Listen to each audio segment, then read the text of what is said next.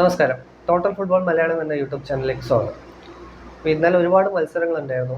ഞാൻ ഫോക്കസ് ചെയ്തത് മാഞ്ചസ്റ്റർ സിറ്റിയുടെയും ബാഴ്സലോണയുടെ മത്സരമായിരുന്നു. കാരണം അവരായിരുന്നു ഈ വീക്ക് തുടങ്ങുന്നതിന് മുന്നേ ആ ടേബിളിൻ്റെ ടോപ്പിൽ ഇരിക്കുന്ന രണ്ട് ടീമുകൾ. ഇപ്പോൾ സിറ്റീൻ്റെ കളിയിലേക്ക് വരികയാണെങ്കിൽ റോഡ്രി എന്ന ആ പ്ലെയറിൻ്റെ ഒരു മിസ് സിറ്റിയിൽ കാണുന്നുണ്ട്. സത്യം പറയാലോ, സിറ്റീൻ്റെ മിഡ്ഫീൽഡ് ഇന്നലെ കംപ്ലീറ്റ് ന്യൂകാസിൽ ഡോമിനേറ്റ് ചെയ്യുന്നൊരു കാഴ്ചയാണ്. ന്യൂകാസിലിൻ്റെ മിഡ്ഫീൽഡേഴ്സായ സാൻഡ്രോ ടൊണാലി, ബ്രൂണോ ഗിമാറസ്, പിന്നെ ജോയലുണ്ട്. ഇവർ മൂന്ന് പേരും സിറ്റിയെ വെള്ളം കുടിപ്പിച്ചു. ആ സിറ്റിയുടെ മിഡ്ഫീൽഡിൽ ഒരു തരത്തിലുള്ള ഒരു കൺട്രോളോ ഒരു കമ്പോഷർ, കാംനെസ്, ഇത് റോഡ്രി കൊടുക്കുന്ന ഈ കമ്പോഷറും കാംനെസ്സും ഒന്നും ഇന്നലെ കാണുന്നുണ്ടായില്ല. സിറ്റി പൊസിഷൻ ലൂസ് ചെയ്യുന്നു, അത് ന്യൂകാസിൽ റീഗെയിൻ ചെയ്യുന്നു, ന്യൂകാസിൽ അറ്റാക്ക് ചെയ്യുന്നു.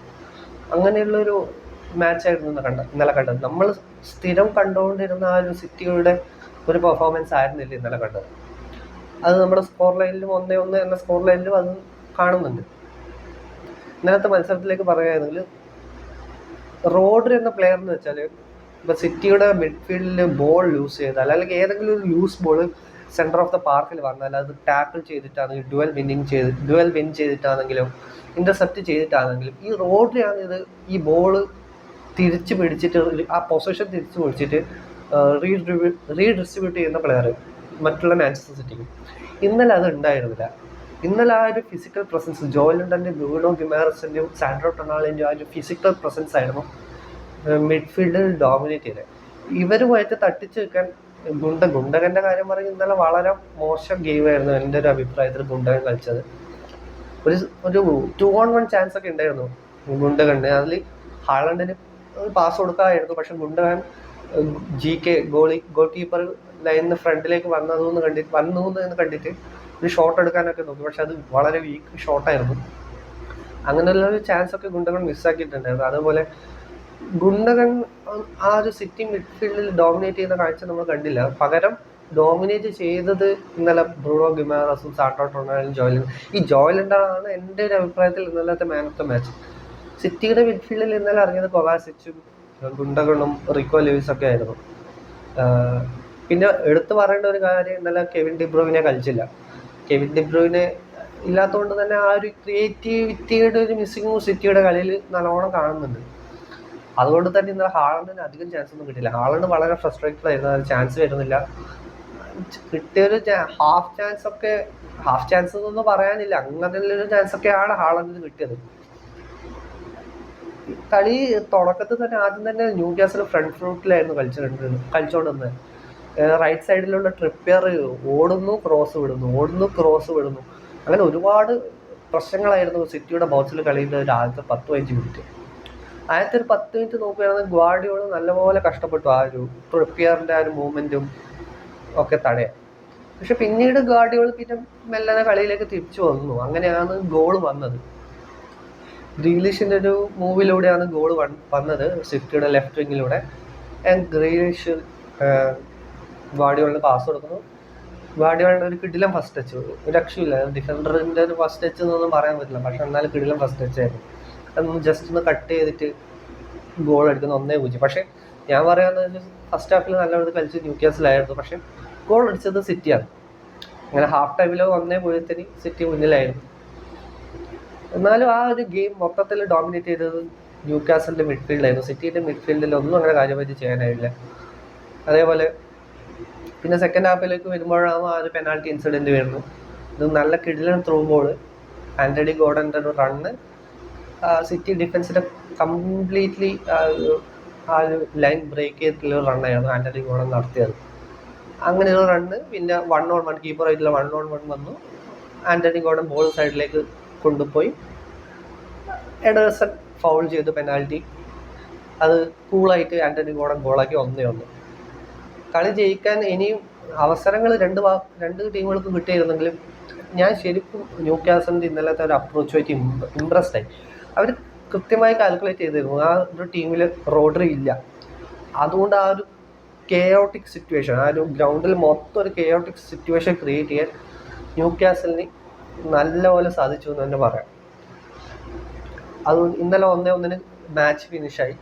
അപ്പോൾ ടേബിൾ ഇന്നലെ ഒറ്റയടിക്ക് എല്ലാം മാറി മറിഞ്ഞു. ഇന്നലെ ആർസണൽ ആർസണലും ഇന്നലെ ലീഡ് ബോട്ടിൽ ചെയ്യുമെന്ന് ഞാൻ വിചാരിച്ചായിരുന്നു സത്യം പറഞ്ഞത്. 2-0 മുന്നിലെത്തിയിട്ട് പിന്നെ ജെയിംസ് ജസ്റ്റിൻ്റെ ഒരു ബ്രേസ് കൊണ്ട് 2-2 എത്തിയെങ്കിലും അവസാനം ആർസണൽ ജയിച്ചു കയറി. ഇതേപോലെ ലിവർപൂൾ സലേൻ്റെ ഒരു പെനാൽറ്റിയിൽ ജയിച്ചു കയറി. അപ്പം ഇവരെല്ലാവരും സിറ്റി ആയിരുന്നു ആദ്യം ലീഗിൽ ടേബിൾ ടോപ്പേഴ്സ് ആയിട്ട് ഉണ്ടായത് ഈ വീക്ക് തുടങ്ങുന്നതിന് മുന്നേ. ഇപ്പം ഇവർ മുന്നിലേക്ക് കയറിയിട്ടുണ്ട്. ഇപ്പം ആർസണലിന് ഒരേ പോയിന്റാണ് സിറ്റിയേക്കാളും. എനിക്ക് തോന്നുന്നു ലിവർപൂളിന് ഒരു പോയിന്റ് ലീഡ് ഉണ്ട് ഇപ്പം ടേബിൾ ടോപ്പിൽ. അപ്പം സീസണിൻ്റെ സ്റ്റാർട്ടിങ് ഇപ്പം നമ്മൾ സെപ്റ്റംബർ എത്തിയതേ ഇല്ലയോ. അപ്പം റോഡ്രി ഈ സീസണിൽ ഇല്ല എന്ന് കൺഫേം ചെയ്തിരിക്കുകയാണ് Pep Guardiola. Manchester city confirm ചെയ്തിരിക്കുകയാണ്.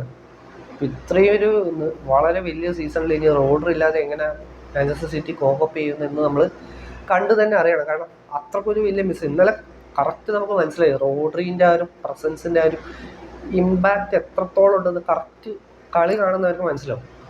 അപ്പം ഈ ഒരു സെപ്റ്റംബർ ആയതേ ഇല്ല. ഇനി ഈ ഒരു സീസൺ എങ്ങനെ മാഞ്ചസ്റ്റർ സിറ്റി ആ ഒരു കോപ്പപ്പ് ചെയ്യുന്നതെന്ന് നമുക്ക് കണ്ടു തന്നെ ഇരിക്കണം. അവർക്ക് ആ ഒരു പൊസിഷനിൽ ആൾക്കാരുണ്ട്, സ്റ്റേഡിയം കളിക്കാൻ പറ്റുന്ന ആൾക്കാരുണ്ട്. ഇപ്പം കൊയാസിച്ച് ഉണ്ട്, അവർക്ക് മറ്റിയാസ് ന്യൂനസ് ഉണ്ട്, അവർക്ക് അതുപോലെ ഗുണ്ടകളൊക്കെ അവിടെ കളിപ്പിക്കാം. പക്ഷെ ആ റോഡ്രി കൊടുക്കുന്ന ആ ഒരു സ്റ്റെബിലിറ്റി ഇവർക്കാർക്കും കൊടുക്കാൻ പറ്റില്ല. ആ റോഡ്രി എന്നൊരു പ്ലെയർ ഒരു എൻ്റെ ഒരു അഭിപ്രായത്തിൽ ഇപ്പോൾ വേൾഡിലെ ബെസ്റ്റ് ഡിഫൻസീവ് മിഡ്ഫീൽഡറാണ് റോഡ്രി.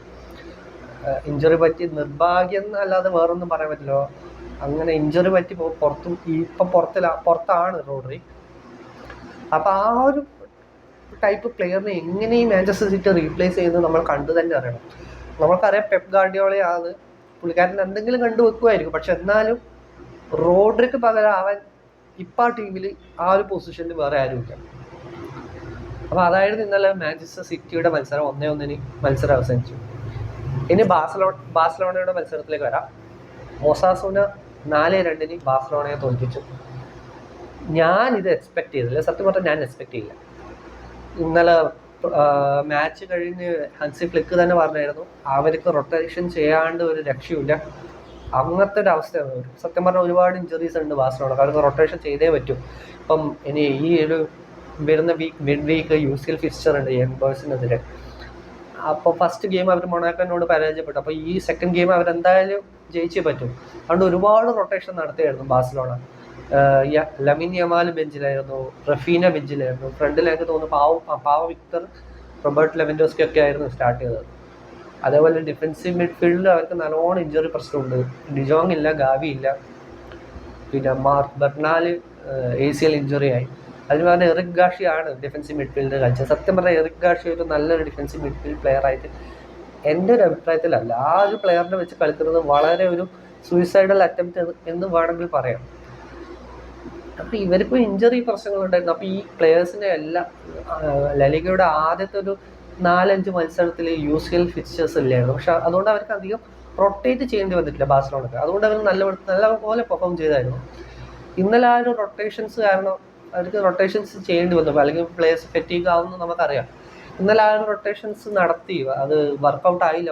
ഒസാസുന നല്ല വിധത്തിൽ കളിച്ചായിരുന്നു. എനിക്ക് അവരുടെ ആ സെക്കൻഡ് ഗോളും ഫോർത്ത് ഗോളും, ഒസാസുന അടിച്ച സെക്കൻഡ് ഗോൾ ആൻഡ് ഫോർത്ത് ഗോളും വളരെ ഇഷ്ടപ്പെട്ടു.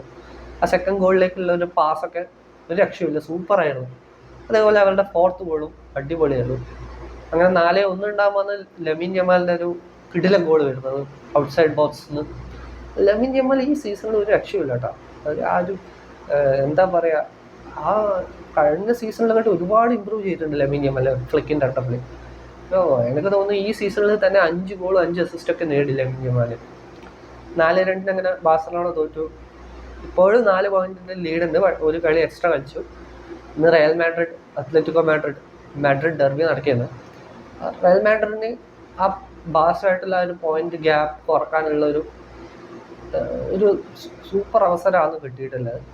പക്ഷേ കാർലോ ആഞ്ചലോട്ടിക്ക് ആ അത്ലറ്റിക്കോ മാഡ്രിഡിൻ്റെ ഹോം ഗെയിമിലുള്ള റെക്കോർഡ് വളരെ മോശമാണെന്ന് പറയാം.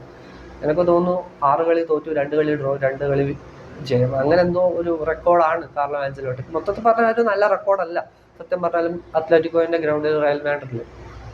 അപ്പം ഇന്ന് രാത്രിക്കത്തെ മത്സരം കാർലോ ആഞ്ചലോട്ടിക്ക് ജയിക്കാൻ പറ്റിയാൽ ആ പോയിന്റ് വ്യത്യാസം 1 കുറയും. കുറച്ചും കൂടി ടൈറ്ററാവും ലലിഗയിലെ ടോപ്പ് സ്പോട്ട്. അതേപോലെ അത്ലറ്റിക്കോ മാഡ്രിഡിന് ജയിച്ചാലും അത്ലറ്റിക്കോ മാഡ്രിഡിന് റയലുമായിട്ടുള്ള പോയിന്റ് വ്യത്യാസം കുറക്കാൻ പറ്റും. എനിക്ക് തോന്നുന്നു റയലിനെ ഓവർടേക്ക് ചെയ്യുന്ന തോന്നുന്നു. അവർ 2ാം സ്ഥാനത്തേക്ക് എത്തും അത്ലറ്റിക്കോ മാഡ്രിഡ്. അപ്പോൾ രണ്ട് ലീഗിലും ഇന്നലത്തെ ഈ ഒരു റിസൾട്ട് കാരണം കുറച്ച് ചേഞ്ചസ് വരാൻ ചാൻസ് ഉണ്ടെന്ന് തന്നെയാണ് തോന്നുന്നത്. ബാഴ്സലോണക്ക് ആ ഒരു റൊട്ടേഷൻസ് ചെയ്യേണ്ടി വന്നു ഇന്നലെ. UCL മത്സരത്തിൽ അവർ തിരിച്ച് ഈ സത്യം പറഞ്ഞാൽ ഈ UCL മത്സരം ബാഴ്സലോണ ഇനി ജയിച്ചേ പറ്റും. കാരണം അവർ ആ ടോപ്പ് 8 വരണം. കാരണം അവർക്കൊക്കെ ഇഞ്ചുറി ഇഷ്യൂസ് ഉണ്ട്. ഇപ്പോൾ ടീമിൽ ഒരുപാട് ഇഞ്ചുറി ഇഷ്യൂസ് ഉണ്ട്. ഈ UCL ഹോൾ ടേബിളിൽ ടോപ്പ് 8 വരുന്ന ടീമുകൾക്ക് ഒരു വലിയൊരു അഡ്വാൻറ്റേജ് എന്ന് പറഞ്ഞാൽ അവർക്ക് ആ 2 എക്സ്ട്രാ ഗെയിം കുറയും.